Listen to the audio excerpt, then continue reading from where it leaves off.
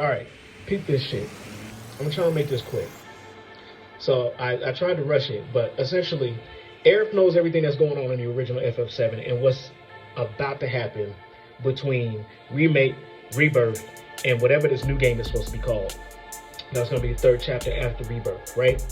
So she has all the knowledge of what's happening, because when you see her talking some scenes, she kind of like alludes to the fact that she knows what's going on, but everybody else for some reason doesn't. And the thing that caught me is as I was sitting here and I was watching one of my favorite streamers stream this game. And he was at the very beginning of the game where Cloud first meets Aerith, right? And it's the whole deal where she's like, oh, here's your flower, and if you choose how much, well, regardless of whether you choose how much or I'm good, right? She'll be like, oh, well, this one's on the house or this one's for the new guy, depending on the option that you chose. And so as she's sitting there talking to him, right, she made a comment and was like, this flower was given between lovers, right? How the flower symbolizes reunion of lovers that haven't seen each other for a long time, and sailors or whoever the fuck was on the journey, they would come back and the lover would present them with the yellow rose, and then they'd be like, oh, okay, that was the symbolization of the whole thing. She gave that to Cloud, and in my head canon, trying to put all this shit together, is she did that because there's no denying, regardless of whether you're Team Tifa or whether you're Team Aerith, right, that Cloud and Aerith had some feelings for each other. To the point where in the motherfucking story, she even tells Cloud, right, you cannot fall in love with me.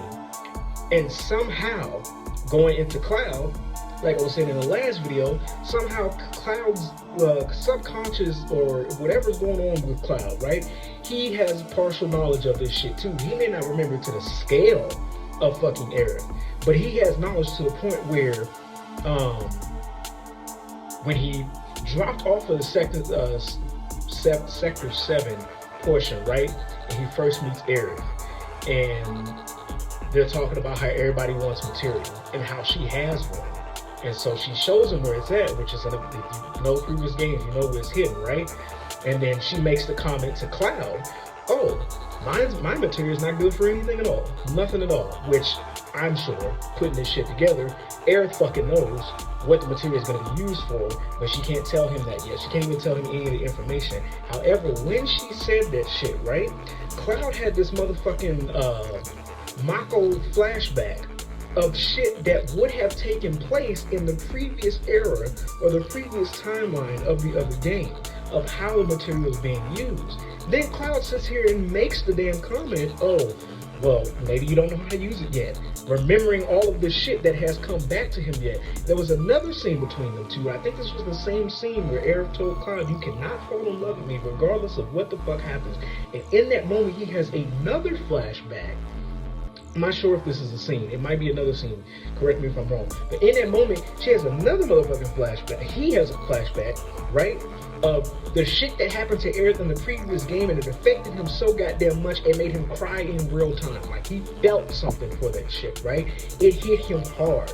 So somehow Aerith has all the knowledge. Aerith and Sephiroth.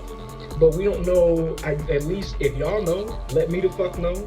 But the thing that eludes me about this story so goddamn far is the Force Ghosts, the Fate Ghosts, whatever the hell you want to call them. The ones that seem like they're trying to put everything back to the original storyline while at the same time helping out Sephiroth. So Sephiroth, the Fate Ghosts, and Aerith all have complete knowledge of shit that happened in the main timeline and the shit that's going to happen. Sephiroth is trying to make this shit happen. This is my headcanon theory, right? Like the previous fucking storyline. Aerith is trying to somehow prevent that. However, in the new game, I believe, as my theory goes, she understands regardless of what happened, right?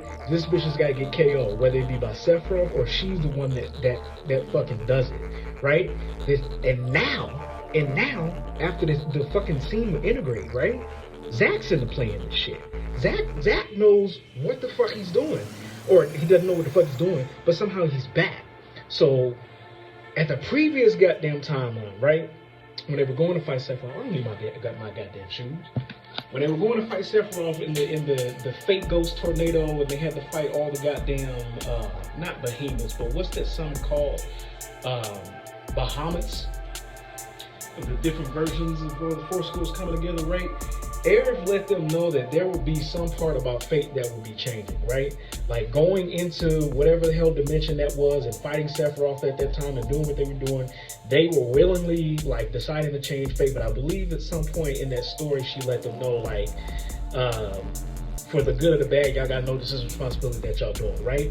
Them changing, them doing what they did and going against what the Fate Ghosts, I guess, wanted for all of them and Sephiroth is what made Zack come back.